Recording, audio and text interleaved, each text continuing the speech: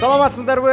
Түгөйлөр таймашын күтүп көргөн биздин сүйүктүү телекөрүүчүлөрүбүз. Айымдар жана мырзалар, Кутмандуу Кушуба кечиңиздер менен бизде сиздер үчүн сонун жаңылык. Улуттук телерадио берүү корпорациясында жана музыка каналында Түгөйлөр таймашынын жарым финалы башталды. Куттуктайбыз!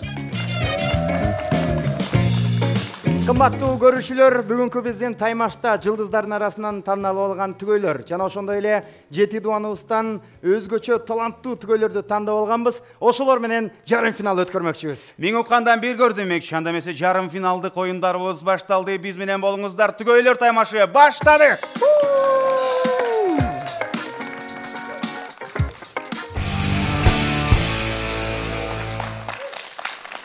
Сүйүктүү көрөрман, биздин артыбызда турган баш байгени өзүңүздөр байкадыңыздар. Би такси тарабынан даярдалган жапжаңы апапакай автоунааны ким утат? Мунун баары жакынкы арада белгилүү болмокчу. Жана ошондой эле экинчи орунду алган түгөйгө iTravel компаниясынан Дубайга 10 күндүк эс алуу. Албетте эле 3-чү орунду алган супер финалистке Bihome сода маркасынан люкс эмеректер күтүп турат. Мунун баары түгөйлөр таймашынын жеңүүчүлөрүнө жана албетте эле биздин көрөрмандардын маанайына арналмакчы. Биз менен болуңуздар. Түгөйлөр таймашы баштады.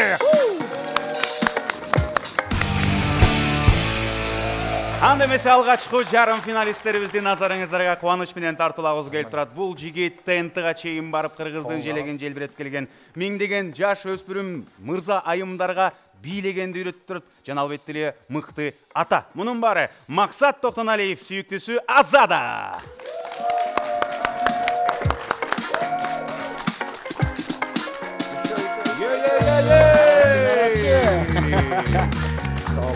Кандайсыңар?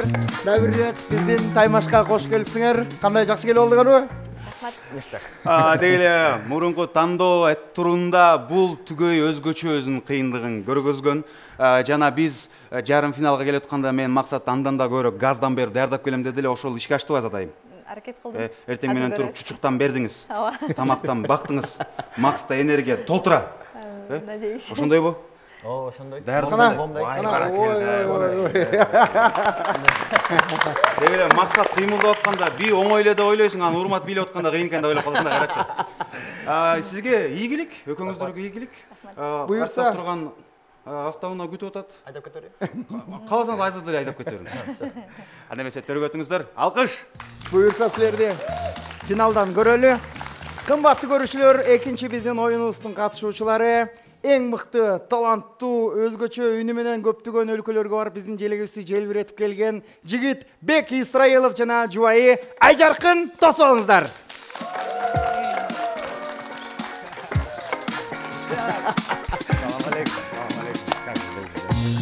Кандайсыңар? 2022 жыл бул түгөй үчүн өзгөчө жемиштүү болду. Карап көрсөң, Нипара нырында эле ырдап атышат. Өздөрүнүн ырларында эле ырдап атышат. Кейде ойлоп кетем, ушул Бек аялым дерч толганга бир аз кайгылып анып кетпейби, мында кызганып кетпейби депчи. Анткени байкап көрсөк, биздин ушул Бек Исраиловдун жубайы бара-бара Бектин өзүнөн дагы белгилүүрөөк болуп кетти окшойт, кандай дейсиз? Кызгануу сезими ойгонбой элеби? Ойгонгон эле жок, бирок чын эле белгилүү болуп атат. Ошондой болуп атат, Бирок Бек менен сүйлөшүп атсам, кандай досум, жакшы элеби баары десем, жакшы, баары жакшы. Сонун турбайбы, экөөң тең иштесең, акчанын баары үй бүлөгө эле келе берет турбайбы? Кандайсыңар түгөйлөр? Жакшы, Кудайга шүкүр. Даярдык. Маанай жакшы? Даярдык. Маанай Кече жакында дүйнө кыдырып бир жакка барып келген, аман эсен келип алдыңар. Келип алдык, Кудайга. Жакшы, ийгилик каалайбыз сиздерге. Чоң рахмат. Бүгүн келатканда бир даярдык ыкмаларды үйрөнүп келдиңиздер да. Мен распевка эле кылдым. Распевка кылдыңыз, Ал жардам берди. Мурункудай чукап туруп кий жадырып койсок, распевканын кереги жок болуп калат да. Ошондой болуп калат. Эми ишенебиз. Бирок биздин шоудо жарым финалда өзгөчө жарыштар даяр, конкурстар даяр. Ийгилик сиздерге. Төрөгөтүңүздөр. Рахмат. Эл арасында көп кыдырабыз, эл кызматында жүргөн соң 7 дуандан меймандым бар эле айтат. Ай Санжар, бир ушу берүүңө мени чакырчы. Любой ырчың утуп коем дейт. Мына түгөйлөр таймашында ошондой убакыт кетти. Мына туугандар, эки таланттуу чыгармачыл үй бүлөгө атаандаш болуп аткан Кыргыздын чыгаан үй бүлөсү келип отурат. Ушул түгөйлөрдү дагы алкыш арнап тосуп алыңыздар. Омуров Назим, Токтоалы кызы Кундуз.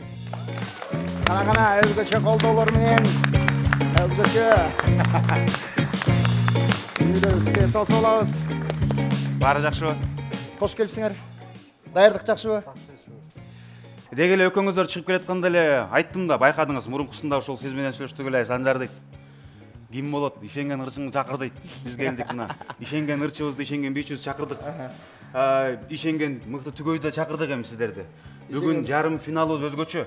Бүгүн расына-рас мушташтар бар. Эсоп калгыча. Даярсыздар да? Сальто, шпагат, Сиз мостик билбейм, бирок деген келчеңиз бар. даяр экен. Эсоп калгыч деген эмне го? Дароо эле. Размен кагылып. Ийгилик сиздерге. Мен ачык эле айтайын, досторум таарынбасын, бирок мен сиздерге мындай өзгөчө балет этип атам да.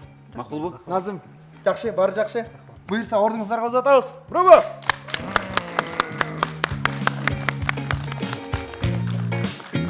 Сүйүктүү көрөрман, жарым финалисттерибиз төргө өттү, даяр, сиздер да даяр туруңуздар. Улуттук телерадио берүү корпорациясы, музыка каналы Түгөйлөр таймашы жарым финал. Албетте биздин катышуучуларга ийгилик каалайбыз. Жарым финалдык оюндар башталды.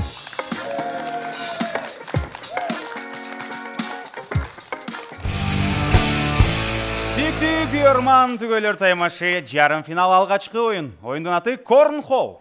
Албетте оюнубузду баштап шарттарын түшүндүрүш үчүн биз бардык түгөйлөрлөрдү жаныбызга чакырмакчыбыз. Урматтуу катышуучулар, келиңиздер. Дүйнөгө белгилүү болгон Корнхолл бүгүн Түгөйлөр таймашынын жарым финал катышуучулары ойномокчу.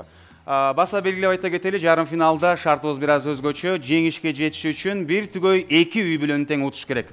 Шарт жөпчөнөкөй. Корнхоллдун тактайын өзүңүздөр байкадыңыздар. Ортосунда турган тегерек бул гол. Ошол жака кирге 3 упай. Тактайдын үстүндө туруп калган баштыкчага 1 упай, түшүп кеткенге упай жок. Ар бир түгөйгө өзүнүн түсү менен баштыкчалар даярдап койгонбуз. Баса белгилеп айта кетели. Бирөөңүздөр ыргыттыңыздар, тактайдын үстүнө туруп калды. Экинчи ыргытканда бул баштыкчаны түртүп тегерекке түшүп кетсе, биринчи үй бүлөгө 3 упай эсептелип кетет. Эң соңунда 6 баштыкча ар бир түгөйдө болот. Уткан 6-10 тең ыргытып бүткөн соң биз санайбыз. Тактайдын үстүндө туруп калган 1 упай, тегеректин ичине кирип кеткен 3 упай, жерге түшүп кеткен упай жок. Жеңишке ээ болгон түгөй калат, кийинки түгөйгө качат да булар менен жарышат. 2 үй бүлөнү тең уткан түгөйгө 1 ачкыч тапшырабыз. Азыр бир sıra үлгү катары көргөзө кетели. Сиздерге да, телекөрүүчүлөрүбүзгө дагы бул таймашыбызды биринчи жолу уюштуруп атабыз. Ошондуктан мен ойлойм, биз өзүбүз үчүн да кызыктуу, сиздер үчүн да кызыктуу болмокчу. Бир алкыш арнап коюңуздар. Биз бул баштыкчаларга сиздерге таратып беребиз. Мисалы үчүн мен кызыл үй бүлө болоюн. Сен көктал. Алмак салмак. Мисалы биринчи мырзалар келди. Кызылдар. Мага упай жок. Андан кийинки үй бүлө ыргытат. Мага 1 упай бар. Кийин эле кайра кызыл. 1 упай. Кайра көк. Опа, 3. Жалпы бул 3 упай болду. Бул да 3 упай. Ушинтип 6 баштыкча 1 үй бүлөдө, 6 баштыкча 1 түгөйдө болот. 12 тең ат бүткөн соң биз санайбыз. Андан соң жыйынтык чыгарып туруп, бир ачкычтын ээси ким экенин чогуу тандамакчыбыз. Анда эмесе чучу кулак менен алгачкы катышуучуларды тандайлы. Ким, мырзаларбы же айымдарбы? Мырзалар, жигиттер көрсүн. Кана, астыраак чыгып көрсүн. Чикилдешебизби, аниманы 100 классыбы, райл 30 классыбы? Бала кезде кандай? Анда мен 1-2-3 деп турайын, Батыл. Мушташкыңыз келип турабы? Ана 1 2 3. Баштайт экен. Максаттын Өкүңөр баштайт экенсиз? Жок, өкөңөр баштайт экенсиз. Биз экөөбүз баштайбыз. Өкүңүздөр баштайсыздар. Анда эмесе мына чучу кулак ойнотулду. Азыр эми үй бүлөлөр түстөр тандабыңыздар. Мен ойлойм, жеңүүчүдөн баштайлы, Максаттын үй бүлөсүнөн баштайлы. Максаттын үй бүлөсү кана? Кайсыны тандайсыңар? Кайсы түстө? Кандай алабыз? Сары, көк, кызыл. Давайте кызыл. Кызыл. Өкөңүздөргө тең эле, айырмасы жок. Кандайсы тандайсыздар? Сары, көк. Сизге сары. Шарт түшүнүктүү. Сиздерге ийгилик. Сүйүктүү көрөрман, Түгөйлөр таймашы жарым финал. Биз баштадык.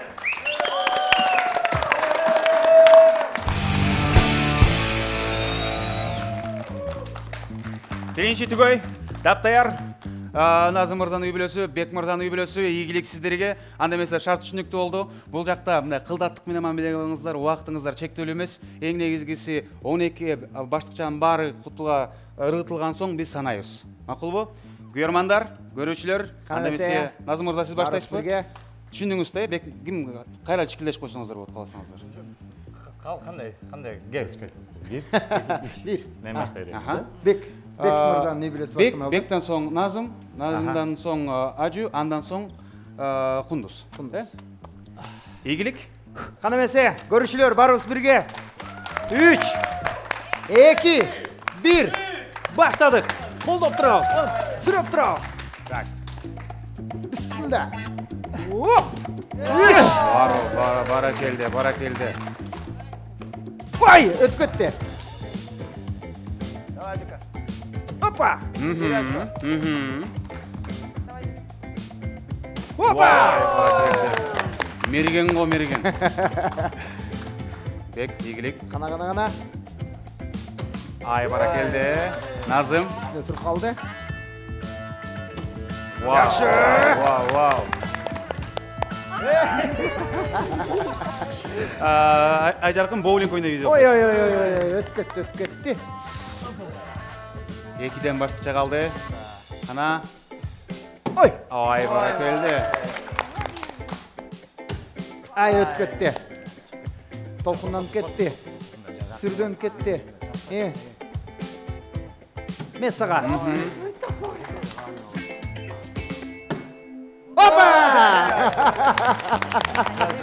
Анда жүрүңүздөр, бизге көп олтуруңуздар, биз санайлы. Санайбыз.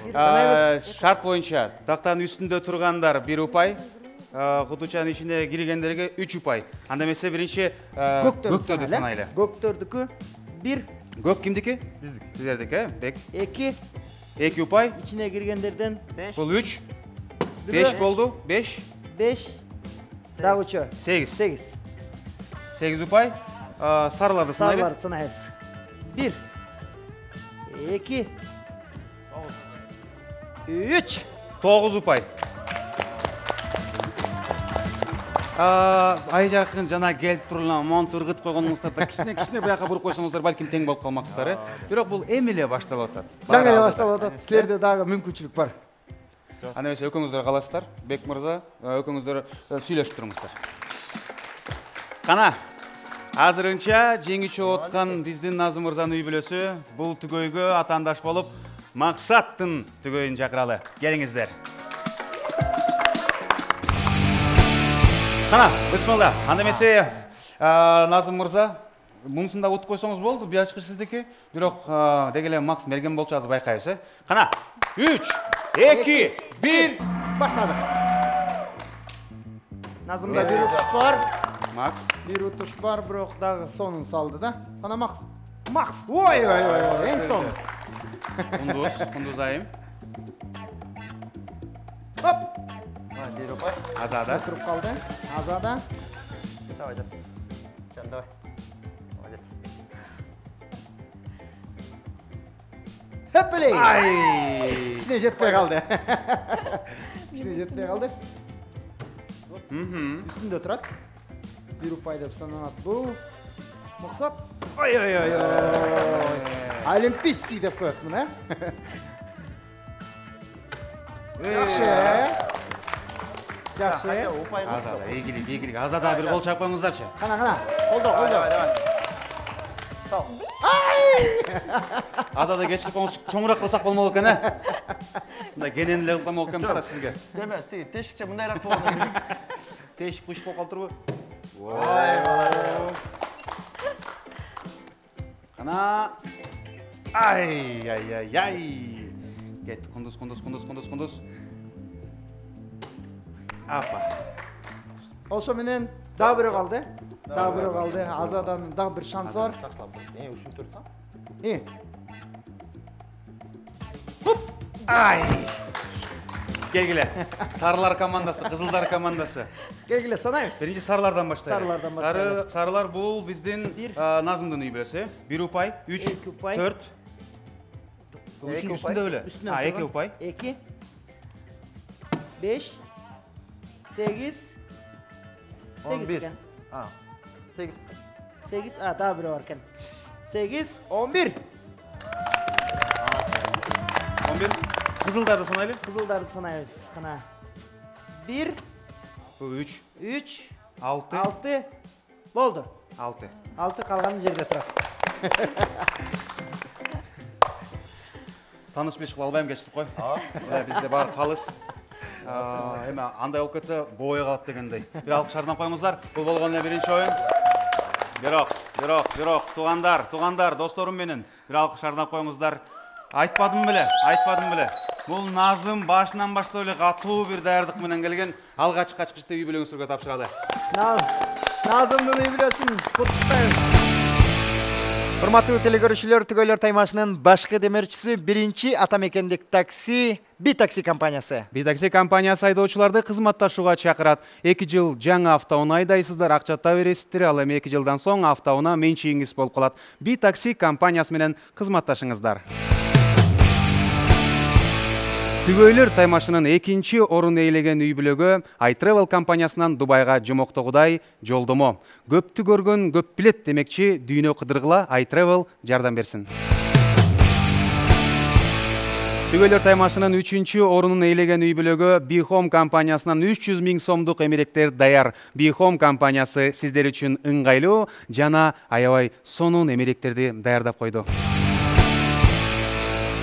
Түгөйлөр таймашынын демөөрчүлөрүнүн бири болгон Соңкөл конок үйүнө ыраазычылык билдиребиз.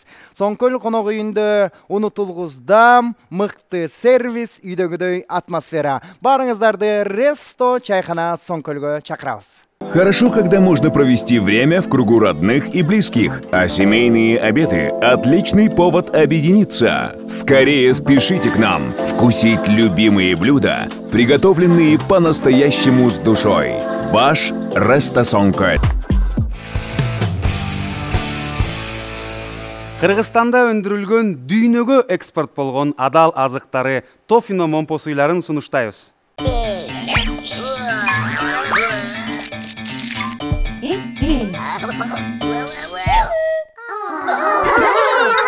Тофино. Жемишдан думанай.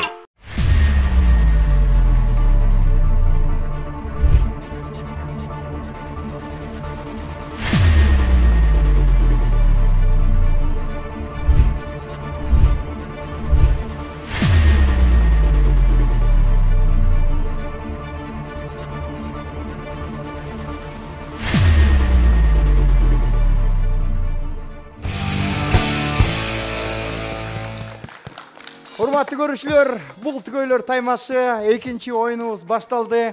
Сиздерге Санжар айткандай эле эң мыкты оюндарды даярдап койгонбуз. 2-чи оюнубуздун аты Каң бүркөөчү жан деген оюн. Азыр биз мырзаларды содалашууга чакырабыз дагы. Ушул мырзалардын кайсы жубайы удар күчтүү экен жогу текшеребиз. Анда эмесе, мырзалар, кана келиңиздер. Хей!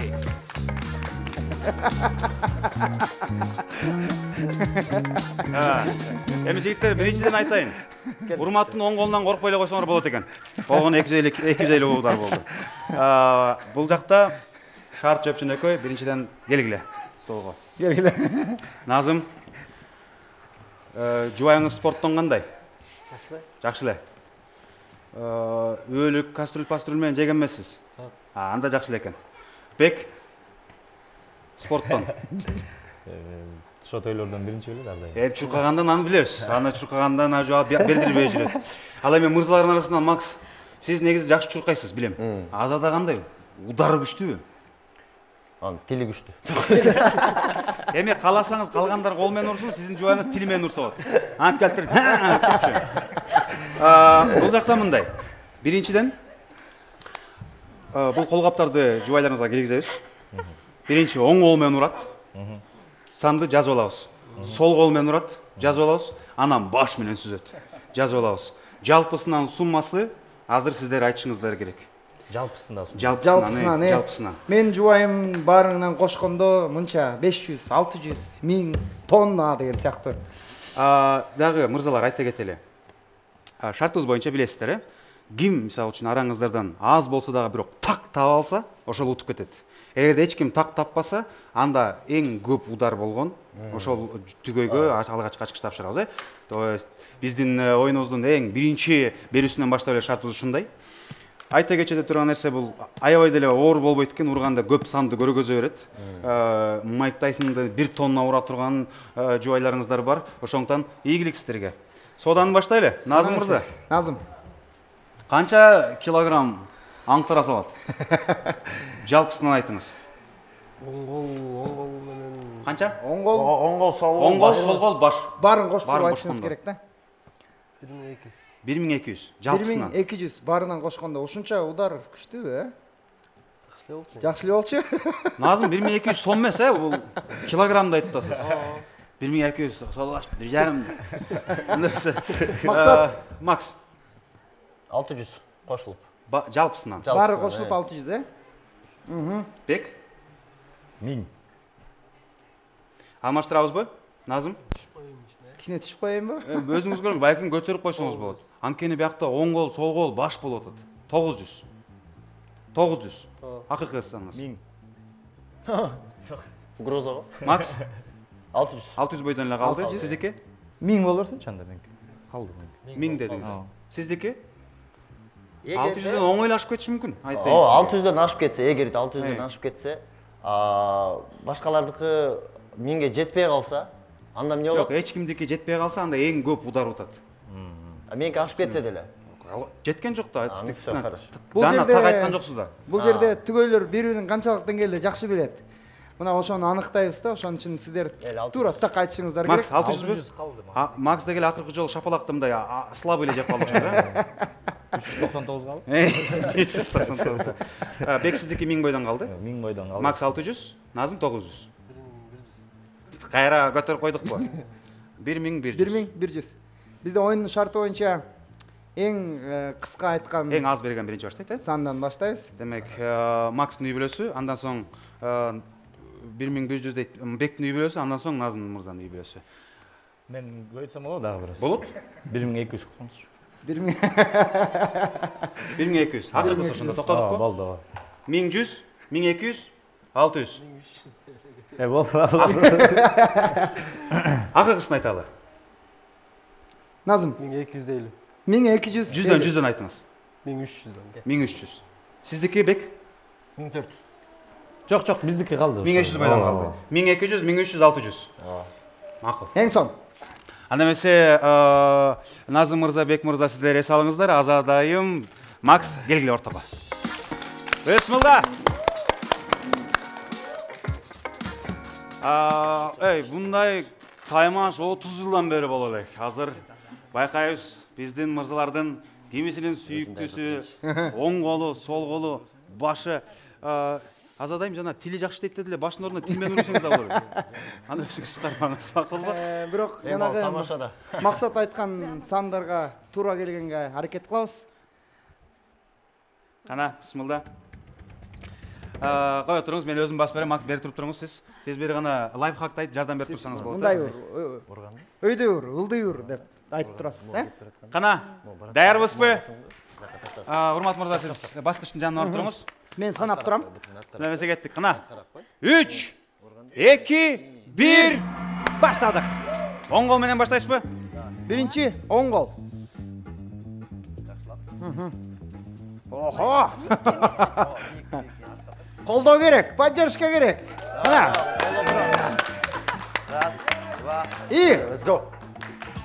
Хопа!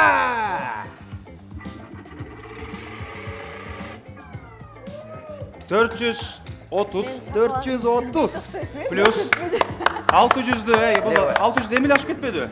Қана, эми кийинкисин 600'га жетиш үчүн. Мындай эптеп эле уркун аракет кылыңыз. Кеттик. Қана. 430. Макса. Кана. Сол кол менен Азада. Ой. Кана. 430 плюс 218. 218. Мынакей 648 болду. Эми баш менен. 648. Баш билесиң кандай кыласың? Смотри. Макс, размах менен кереги жок, Мында бери туруңуз, Макс, сиз бери туруңуз. Смотри.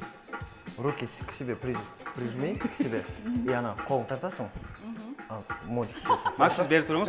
Сандар тосулуп Ана калды. баяда мен түскөндө түссөң. Кана, колдойбуз, 1 2 3. Чекең менен түс, бетиң менен эмес, чекең менен.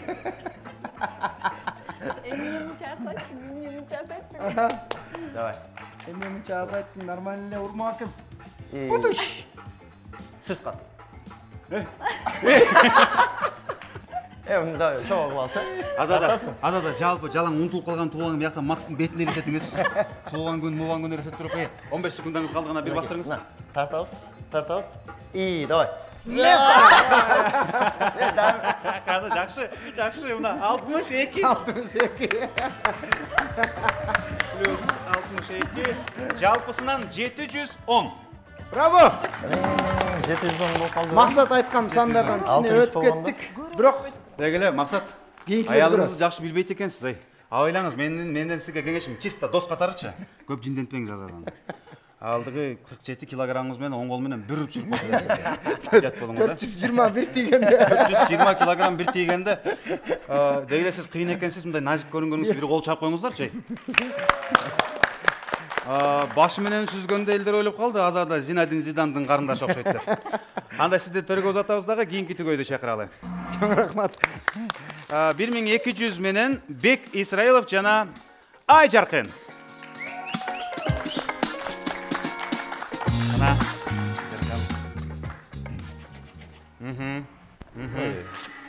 Қана. Үйретсем болады да? Болады, албетте, бирок қолман қармалашмай жоқ. Жанағындай боксерлорды массаж қылып алып шығып жардам берсеңіз болады. Бізге музыка көріп қойсаңдар, біз сияқтан шықсақ болады. Қаласаңыздар болады, албеттеле. Так. Қана, Мындай қыласыз. еттік пе? Даярбыз бе? Бұлардың Бек менің сүйіктім 1200 килограммдық урат деген азыр қаншалық болып тұрған чоғы текшереміз. 3, 2, 1. Кеттік. Раз, два, три.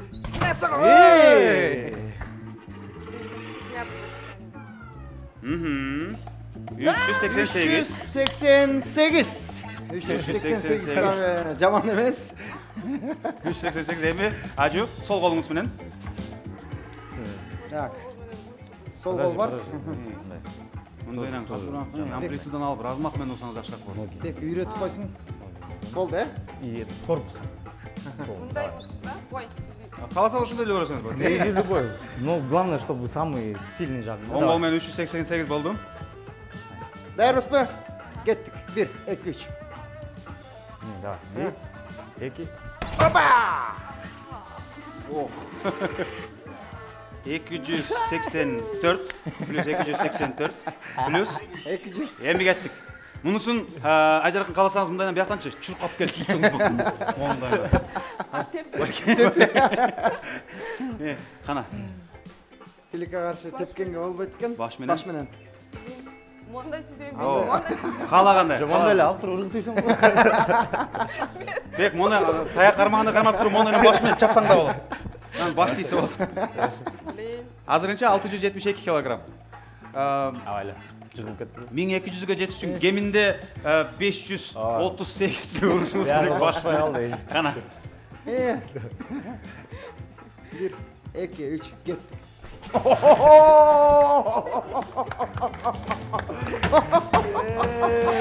115. 787. Азырынча эч ким өзү айтканга даана так боло элек. 787. Бирок макстерден ачтыңыздар. Бирок ачтыңар. Жакшы, жакшы. Айжаркын, мурдуңуз жакшы элеби? Жакшы эле. Мен байкап көрсөм, бул уударды биринчи жолу бирөө мурдум менен урду окшойт. Мен коркуп кеттим. Жок, дагы жакшы. мен урайын дегем. Дагы жакшы, скорый морий бар даяр. Мындай удар менен бек баш менен жесең экинчи ырдабай калчу дейсиң. Кудай башыңды урдап эле жүрөсүң. Көп адам билбейт, бирок Назымдын сүйүктүүсү Кундуз Вандамдын карындашы деп айтышат. Вандам сүзгөндөй сүз алат дейт. Келгиле, Назым Кундуз. Келиңиздер. Кол капты. Көрөбүз. Негизи канча 1200 1300 деп айткан. 1300 урушубуз керек.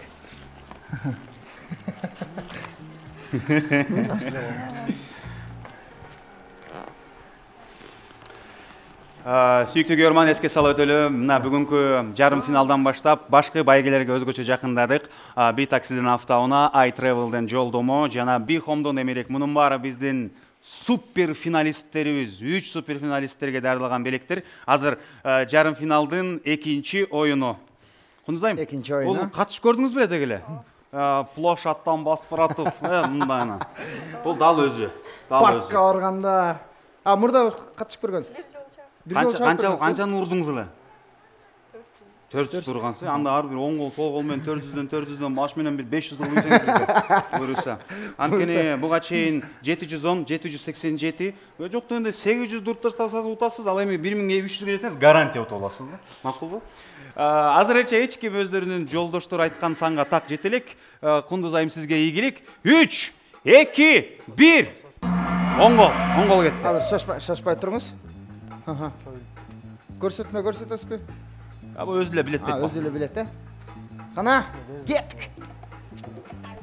Месага!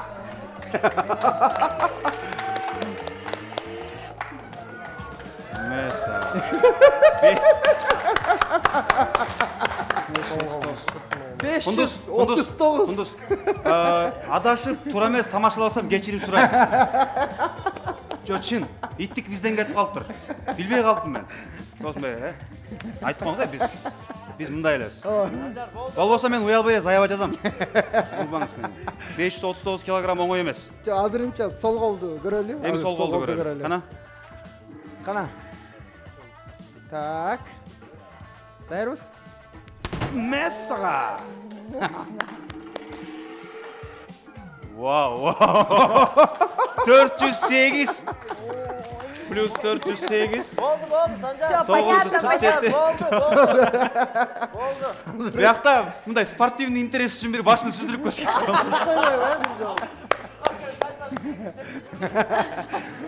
Кундуз, разгон аласызбы? Ордуңуздан эле. Баш кетти, кол чайлар. 947. Секирип турупсузбу же мындай эле, э?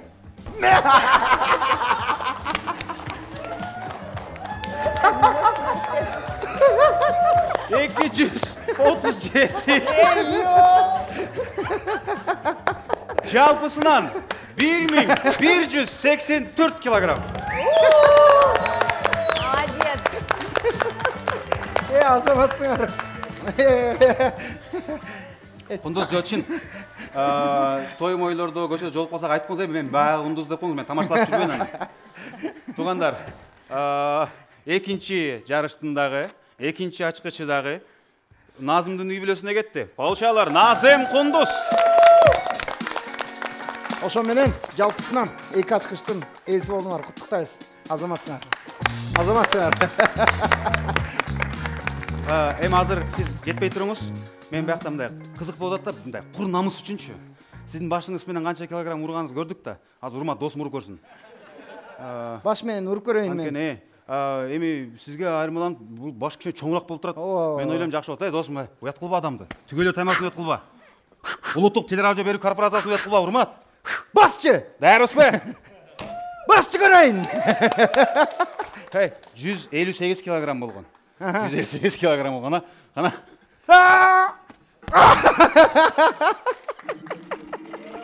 Азамат. Бул салмак эле болуп кетти. Просто чуркап койдум, просто разгон алып койдум. Сизге рахмат. Азаматсыздар. Түгөлөр таймашын улантабыз, бизде 3-чү конкурс даяр болуп турат. Биз менен болуңуздар, улантабыз. Түгөлөр таймашынын 3-чү орунун ээлеген үй бүлөгө Bihome компаниясынан 300 000 сомдук эмеректер даяр. Bihome компаниясы сиздер үчүн ыңгайлуу жана аябай сонун эмеректерди даярдап койду. Түгөйлөр таймашынын 2-чи орун ээлеген үй бүлөгө iTravel компаниясынан Дубайга жомоктогудай жолдомо. Көптү көргөн көп билет демекчи, дүйнө кыдыргыла iTravel жардам берсин. Урматтуу телекөрүүчүлөр, Түгөйлөр таймашынын башкы демерчиси биринчи атамекендик такси Битакси компаниясы. Битакси компаниясы айдоочуларды кызматташууга чакырат. 2 жыл жаңы автоунаа айдайсыздар, акчата бересиздер, ал эми 2 жылдан соң автоунаа менчигиңиз болуп калат. Битакси компаниясы менен кызматташыңыздар. Түгөйлөр таймашынын демөөрчүлөрүнүн бири болгон Соңкөл конок үйүнө ыраазычылык билдиребиз.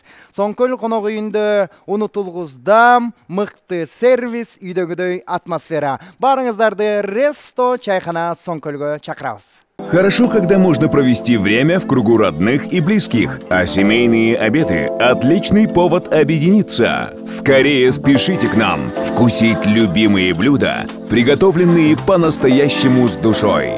Ваш Кыргызстанда өндүрүлгөн дүйнөгө экспорт болгон адал азыктары Тофино момпо суйларын сунуштайбыз.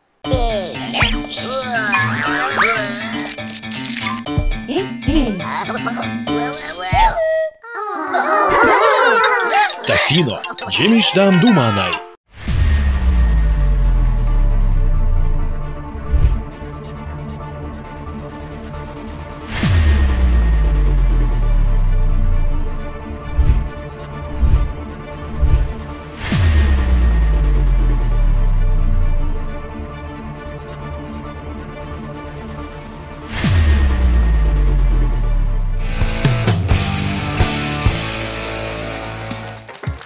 Улуттук телерадио корпорациясы жана музыка телеканалында өтүп жаткан Түгөйлөр таймашынын 3-чү оюнуна келип жеттик. 3-чү оюнда биз азыр мырзалардын сүйүктөлөрүн чакырабыз дагы содалашмакчыбыз. Аны эмесе биз баштадык, бир алкыш арнап коюңуздар. Сулуулар, келиңиздер жаныбызга. Келиңиздер, айындарды чакырабыз.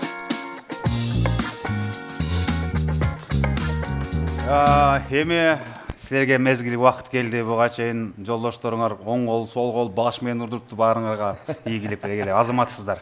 Азыр байкадыңыздар, бул жакта штангалар турат, блиндер турат. Жалпысынан 95 килограмм. Муну деген дедлифт мындай көтөрүш керек. Жерден алып туруп көтөрүш керек да. Биз сиздер айткан салмакты салып беребиз. Ошол сиздер айткан салмакты мырза даана так көтөрүп туруп түшүрсө болду, ачкыч аласыздар. Эгерде көтөрө албай калса, анда көтөргөн алат. Эч ким көтөрө албай калса, эч ким албайт. Баары көтөрүп салса, баары алат. Бул жакта деген максималдуу сан көтөргөн албайт. Анда сиз айтканды көтөрө алса эле болду, ошондо алат. Макулбу? Бирок баарыңыздар 20 килограмм айт коймой жок. Эң азы 20дан баштайбыз, эң көбү 95. Анда эмесе кеттик, Кундуз айым сизден баштайлы. Назым канчаны көтөрө алат деп ойлойсуз? Темир өзү канча кило? Гриф 20 килограмм. Ошонун тышкары айтышым. Жок, грифти да чогуу айта бересиз. Ошону кошуп айтабыз. Жана буларда эсептеп отурган кереги жок. 20дан 95 килограммга чейин сан айта берсеңиз болот. Ошону каалаган чыгарып беребиз. 50. 50? 50-нү жерден так өйдө көтөрүп туруп, жерге түшүрүп коет. Жакшы. Максат. Может 95? Может 95? 95. Максат, тамаша Максат. Мына жөн жерден жолдошуңуздун айрылып калайын дедиңиз. Арып жакшындай. 95 чогуу көтөрөбүз дейт. Жок, тамаша. 55. 55. 50 элестеткиле бир мüşök сахар. Бир мüşök сахар ой? Бир мüşök сахар. 55. Көтөрө алат белең, көтөрүп жүрдү эле буга чейин. Көтөргөн бирок монтип көтөргөн. Анда 30 теле койчу деп. 50, 55. 60. 60. Азамат, мына. Дух деген ушул да дегилечи. Ошондо 50, 55, 60 токтолдук, Токтолдук. Эң азынан баштайбыз. Кундуз айым 50 деди, Азат айым 55 деди, Ай жаркын 60 деди. Анда эмесе биз сиздерди төргө узатабыз.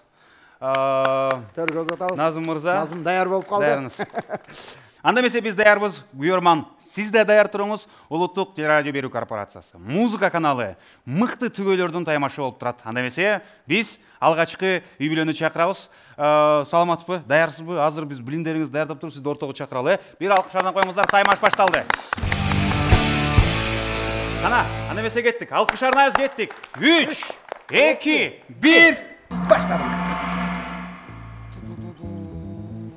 Оп. Жок, көтөрүлгөн жок. Мына. Бирок оюндун шарты боюнча мындай кармап туруш керек болчу. Сиз фиксация керек. Могу көтөрүп туруп, токтоп коюш керек. Токтоп коюш керек. Белтиришип калды. Кайра көтөрө албай калдым. Кол чабуулар. Бирок сиз мындайынан эмес, мындайынан кармап алдыңыз окшойт, Сыныктап просто. Мындайынан кармасаңыз бүтүн болуп калат, колуңуз, Жок, кайрылбайт так. Мындай кылганда кайрылып калат. Азамат. Бирок 50 килограммды оңой эле көтөрүп койдуңуз, байкадыңызбы? Бираз көбүрөөк айтса болмок экен, Кана, бир кол чаап коюңуздар. Азаматсыңар. Сіздерді орныңыздарга узатабыз. Кийинки түгөйлөр Максаттын үй бүлөсү келет. Максат мырза 55-ти көтөрөбү, көтөрбөйбү, бирге көрөбүз. Максат сизге ийгилик. Биякта 50 килограмм турат.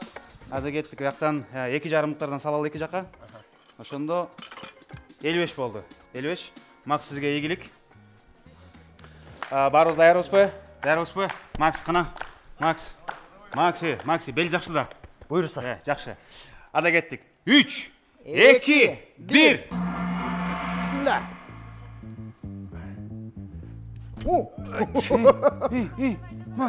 Макс. Колтай отат. Кайра башынан Кайра өтүрүп, кайра.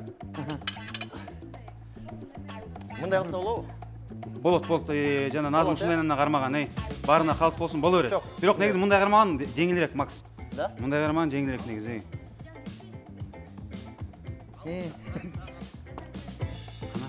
Кана. Же азадан эле көтөрүп салалы, я. Страховка алып болобу? Кана. Өлтүрө чабайын деп едиңиз мени. Коюп туруңуз. Үчүнчү аракет кылып берели сизге, Үчүнчү мүмкүнчүлүкүбүз берели кана. Макс. Мындай оор болуп калабы? Кана, үчүнчү аракет. Максат. Пакет. Папканы калтырып бияка Пакет страховка. алса. Биз штанга түшүп кетпесин аракет кылып койсуң жаңы. 3. Ач. Жок. Болбойт. Макс, келиңиз. Макс. Келе кой досум, келе. Келчи, баары жакшы болду. Бир кол чак коюңуздарчы, Макс. Асамасыз. Жана 5 килограмм ашчы болуп калды. Кандай дейсиз досум? Ошондой болуп калды. 5 болгон 5 Же килограмм. 10 килограмм ашып кеттиби? 5 го дейм. Же мо гриф ашчы болуп калды. Я. Билимдин өзүндөөр кошом болмок. Асамасыз. Буюрса, эчтеке эмес, баары жакшы. Кийинкиси болсо, кийинки биздин катышуучулар Бек Исраилов.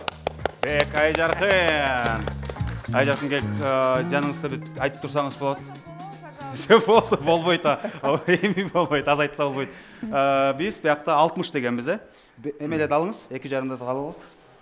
5тиктерди салалы. 5тиктерди коштук. Кайдан сможешь? Айжаркын, келиңиз жардам берип туруңуз бул жакта. Жардам берип коеюн. Эртең жок, аялды эле жанды болчу дегенге сиз биякта туруңуз. Менде эмне күнөө, мен жөн эле шоо кылдым. Эми туугандар, урматтуу телекөрүүчүлөр, жана бул жерде отургандар, биз эми чыгармачыл чөйрөдө жүрөбүз. Эң оор көтөргөн микрофонду Мен коңуз. көтөрбөй эле коем. Тамаша. Эми баягы айткан сөздү эмне эле? Айтылган сөз атылган ок дейт, эми Бирок аракет чын мен кылабыз. далил берем. Бул ырчылардын эң чоң көтөргөнү эле микрофонан кеде романтикалык аялын көтөрүп койду ырчылар. Бек, ийгилик сизге. Кошулдубу? Мындай, кошулду. Биякта азыр даана так 60 килограмм. Так, буга чейин көтөрүп көрдүң беле 60 килограмм. Мен только лежа. Бек, өйдө туруп туруңуз. Бир сыра жийин болуңуз, жакшы эле. Жакшы. Кана, Бекке ийгилик каалап коелу баарыбыз чогуу. Эртеңки концертте Бек кожаный креслого отуруп да калбасын деп коем. Кана, даярбыз, Разминка бүттүбү? Биз жийип калдыкпы? 3, 2, 1. Эки жактан эсчи, Биз страховкада турабыз. Биз кармап турабыз. Бисмилlah.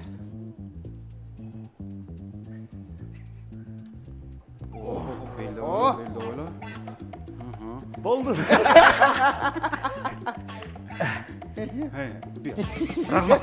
Размах менен отура калып туруп. Пасетка менен.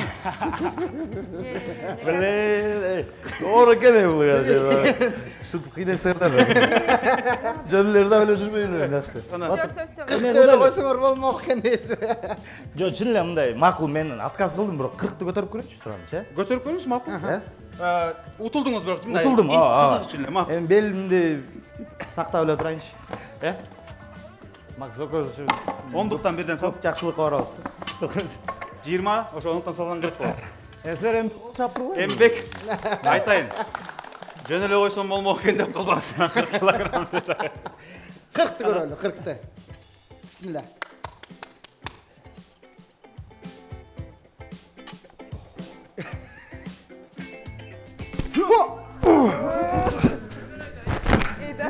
Bir, iki, üç. Молодец!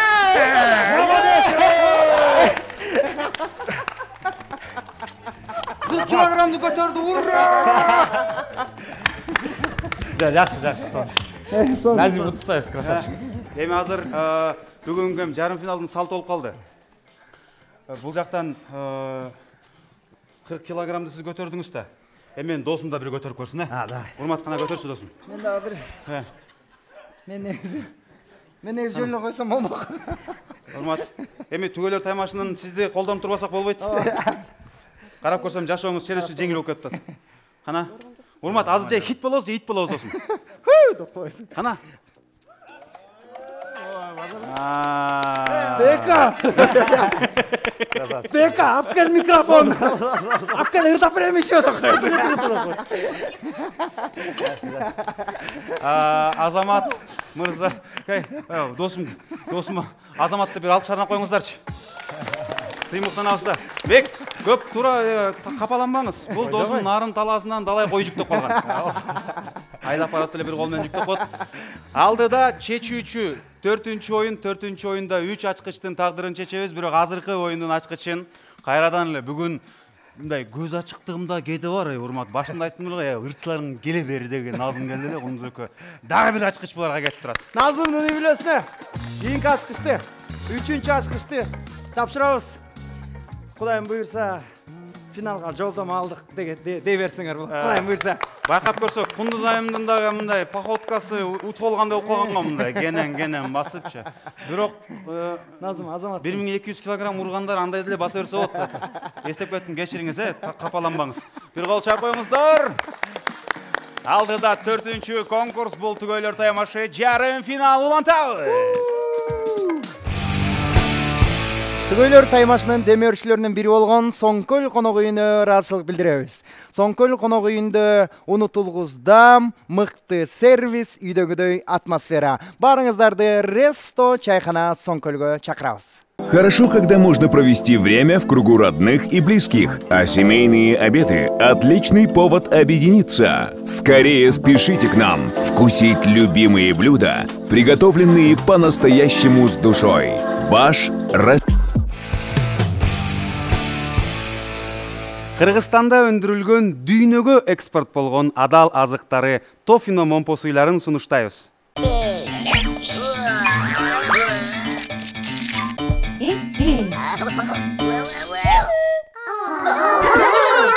Тофино. Жемишдан думанай.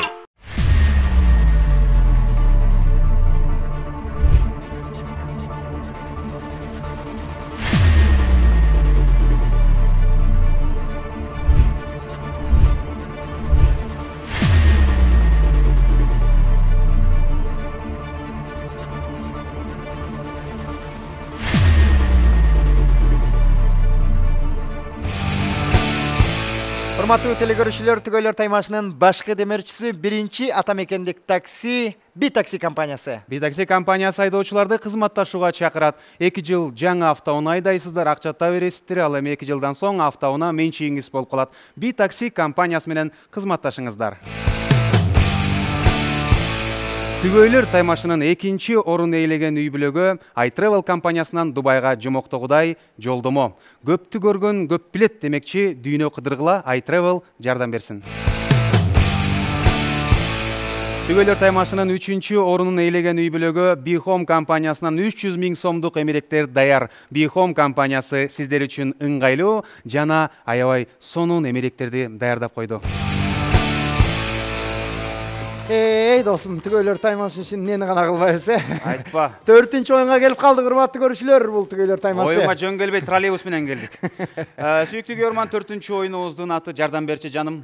Түгөйлөр бири-бирине канчалык деңгээлде байлыкты бере алат, ынтымактуу түрдө, ырыскылуу түрдө төкпөй, чачпай сактап кала алганын чогуу текшермекчибиз. Азыр биз үй бүлөлөрдүн мырзаларын чакыра алдагы, шарттарын түшүндүрүп туруп, таймашыбыздын 4-чү, чечүүчү жана 3 ачкычты кимге беребиз, ошонун тагдырын чогуу чечели. Улуттук телерадио берүү корпорациясы музыка каналы Түгөйлөр таймашы. Кеттик. Жигиттер. Келгиле. Жигиттер, 4-чү конкурс. Макс Бек өзгөчө сиздерге маанилүү, анткени 3 ачкычтын тагдырын чечип атабыз.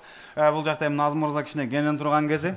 Мен сени алдамын деппи. Жардам берчи жаным деген биз байкадыңыз, биздин бул кутубуздун ичинде тоголок шариктер турат го. Ошолор даана биз 2,5 килограмм кылып санап койгонбуз. Өкөңүздөр түгөйлөрдүн көзү таңылган болот. Старт бул жактан башталат. Өкмөр тең отурасыздар. Урматтуу мырза, отуруңуз. Мындай отурасыңар. Бирөөңүздөр тиги колунда чака бул жакта толтура болот. Бош чаканы артында жубайыңыздар чаканы кармайт дагы. Силер мондой төгөсүздөр. Бул бош чаканы тосуп алат. Төккөндөн кийин кайра ушул бойдон эле туруп келип турму, көз ачылган эмес. Бияка басып келип туруп, бияка отурабыз. Анан бул төгөт. Анан бул төгөт. Анан кайра жубайыңыз так отургандан кийин бул жака келет. Кана. Бияка төгөс. Акыркысын тосуп алат. Өкөөбүздүн тең көзүбүз жумуу. Өкөңөрдүн көзүңөр таңылуу. Анан биз ушу акыркысын таразага коебуз. Кимде канча калса, эң көп калса, ошол түгөп атат. Ошол түгөй 3 ачкыч алып кетет. Байкадыңар, э? Хорошо, жан. Анда эмесе шартыбыз боюнча ушул көзүрүмгө чейин эң аз ачкычы бар түгөй баштамак. Азыр өкөңүздөрдө эң аз ачкыч.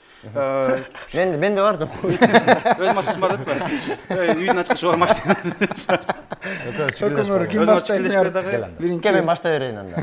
Баштасаң. Же сен баштайсың ба? Жо, сен улуураксың башта. Да, мен баштайм. Сен ал, мен ал эмес, калыс болсун деп чугула келип койгула. Кана 1, 2, 3. Болду. Айттым эле. Мен баштап атам Жок, жеңген баштайт. Жеңген баштайт. Бек мырзанын үй бүлөсү баштайт. Силерге чоң рахмат. Орун алып туруңуздар. Анда бысмалда баштадык. Айжар кынайым келиңиз. Бек мырза келиңиз. Биринчиден ортодон баштайлы. Сиздерге ийгилик. Өкөңүздөргө ийгилик. Сөз менен, оң кол, сол кол деп жардам берип турганга көзүңөр таңылып, ошон үчүн көзүңөр таңгыла. Келиңиздер. Бул сиздики. Биздин Бул жерде бир гана сезимдер. Кайсы үй бүлөнүкү күчтүүрөөк? Мына ошол үй бүлө утуп кетмекчи. Азыр. Өйдөрөк кылалы. Жүрүңүз. Биринчи алдыга Бек сизди отургузалы.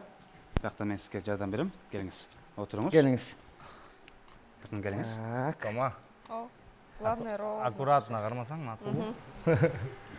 Кана. Мен да аккуратно койгонго аракет. Бес дана так ар бирөөсүн 2,5 килограммдан Могу жериме такап койсоң, ошо. Келиңиз, кол кармаңыз. Анан ордуңардан туруп, кийинки каттарга кетип атканда колуңар менен жардам берип, мону эмен барсаңар болот, Хорошо. Макулбу? Хорошо. Анда эмесе биз баштадык. Жардам берчи жаным деген конкурс 3 ачкычтын тагдырын чечип атабыз. Бек, Айжаркын, ийгилик сиздерге. Анда эмесе кеттик. 3, 2, 1, кет. Башта. Ошондой эле куюу эм, Ошондой эле куюубуз. Башка тийгизбей жок. Кеттик анда. Чака менен чака тийбеш керек. Кеттик анда. Алмаштык. Окуй, отур. Сен отурасың. Жо, сиз отуруп туруңуз. Сиз отуруп туруңуз сен. Отур, шашпай тур, мен отурайын. Так. Даярмын. Чачыш керек, чачыш керек. 1, 2, 3, куйор. О, жакшы. Чакага Сен отурайм артына. Бир кол чайып колдоп туруңуздар. Да. Даярсыңбы? Да.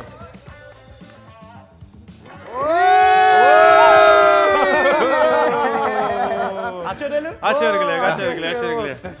Кана 2500 граммдан канчасы калды экен, ошону өлчөйбүз дагы. 4-чү конкурсубуздун бет ачары болуп турат. Кана кеттик. 1386. 1 килограмм 386 грамм калыптыр. Чөнтөгүмө чейин кирди. Анда эмесе бир кол чаап туруңуздар.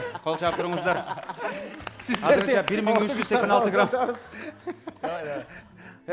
Төргө барып азырынча мындай кудай калаганда аз болуп калсын деп туруңуздар, макулбу? Макс, азада. Кол чабуулар. Бул жерде 1386-ны коюп койдук. Кийинкиси. Макс, отуруңуз. Кеттик. Так. Макс, көз таңыңыз. Азада көз таңыңыз. Бул жерде 2,5 килограмм. Черкчиевдик деп тур. Бек Черкчиев биздин долбоорубуздун официалдуу дизайнери. Кана кармадыңыз, шашпай туруңуз, биз сигнал беребиз, ишарат беребиз. Мына колубузга бердик. Эске салалы, отургучка тийгизмей жок, башка тийгизмей жок, бирибиздин колубузду кармамай жок. Кана. 3, 2, 1. Кеттик. Даяр бол, жан. Кеттим мына. Готова.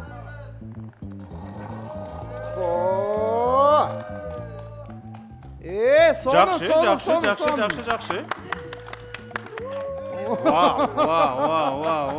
Отурдуңбу жан? Кана. Максат отургучу эле аял төгүп салчу болуп турат. Отурдуңбу? Делай. Акырынан баштайт анан. Байкайсыздар. Шыгырады го шыгырады. Кана, кеттик азада. Анан азада. Отурдуңбу? Максат. Отур да. Максат азада ийгилек. Мен алдыма отуруп алдым. Азырынча болгон. 580 грамм. Даярсың Ким көбүрөөк чачат, ким көбүрөөк табат.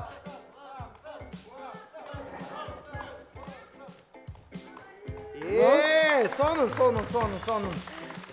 Кана, ченейбиз. Оп, 2000. Бул чакага салабыз. Bir şaka men ölçüyüz de. Bir çaka meni ölçüdük. Hoppa. 2200. Недалеко ушли. 2200 gram. Азаматсыңар. Силер үйдө негизи көбүрөөк азада чогултат окшойт, Максат жалаң чачат экен, азады чогултат экен бирок да. Досум аялым болгону жок болуп кетчү дейли анын касына келсең. Бир катыраак кол чапып коюңуздарчы Максатка. Баткен. Албетте, Кыргызстан Баткенден башталат. Эми, кана Назымды чакыралы. Бүгүнкү оюнда ой десе болбой алдыда келип атат. Назым Кундуз келиңиздер. Прям. Кана келиңиздер. 2500. 2500. Азыр көстөрүн таңабыз. Так. Бул Көз таң алыңыз кенече? Sizga. Кана эмесе, достор, барыбыз бирге. Санайбыз 3, 2, 1. Баштадык.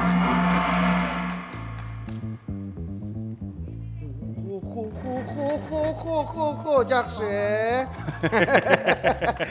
Жакшы. Башында чачырап кетти деп аттым эле, бирок жакшы. Назым, жакшы келе атасыз. 1386, 2200 болга чейин. Кундуз кеттик, отурдук. Тийгизмей жок. Аха.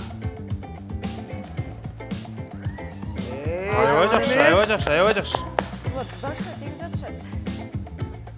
Чачына. Так. Үчүнчүсү.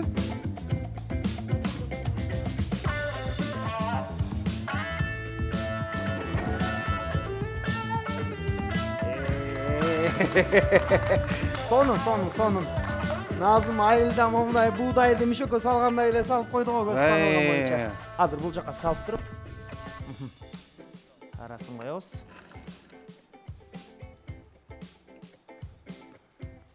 Кана урматтуу көрүүчүлөр, 2238. Болгону 38 граммга ашып кеттиңиздер. Макс менен азат 2200 болгон болчу. Бүгүнкү берүүбүздүн биринчи жарым финалдын абсолюттук чемпионун тандадык. Бир кол чаап коюңуздарчы. Ушул кетиште кетсеңиздер, оңой эле жеңишке жетсеңиздер деп ойлоп атам. Күйөрмандар жөн айткан эмес, дегиле турабы?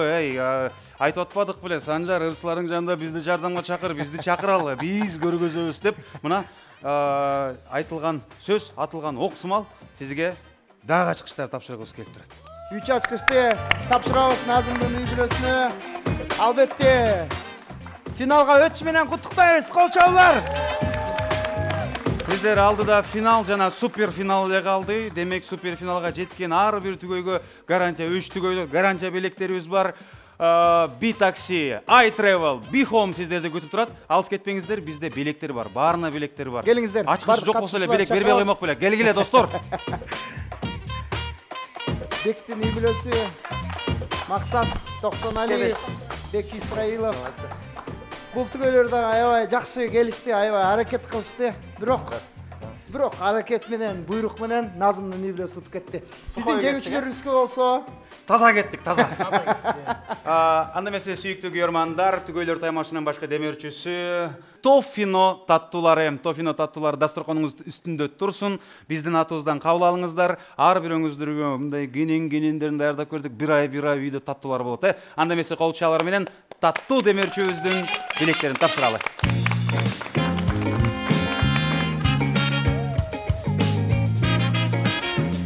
Барлык биздин катышуучуларыбызга мына Максат, сиздердин үй бүлөңүздөргө Бек, Сіздердің үйбіріңіздерге. Жана Назым. Топ фино. Жана ошондой эле урматтуу көрүүчүлөр, биздин жеңүүчүбүз аталган финалга өткөн түгөйлөргө биздин эң даамдуу демөөрчүбүз болгон Соңкөл Ресто чайканасынан ошондой 2 кишилик тамактанууга сертификат. Бүгүнкү жеңишти барып ошол жерден жууп келсеңер болот. Назымдын үйүн дагы бир жолу куттуктайбыз. Назымдын үй бүлөсүн Кундузга тапшырыңыз. Бүгүн Кундуздун удары болбогондо утуш оор болуп калмак. Барып ударды жууп келиңиздер. Максат Азада, сіздерге алтындай уақытыңыздарға чоң рахмат. Бек, сіздерге чоң рахмат. Сахналаш досбуз, буйруса көрүшүп турабыз. Түгөйлөр таймашын алгачкы эле сезон болду. Кийинки сезонго дагы даярданып келиңиздер. Балким кийинки белектери сиздердик болмокчу. Сүйүктүү телекөрүүчүлөр, биз сиздер менен коштошпойбуз. Болгону бир жумага сак саламатта туруңуздар. Мындан ары мына Түгөйлөр таймашынын жарым финалдык оюндары кызуу болуп турат. Жума сайын сиздердин назарыңыздарда Улуттук телерадио берүү корпорациясы жана музыка каналында болмокчубуз. Көрүшкөнчө сак саламатта алыңыздар. Түгөйлөр таймашы.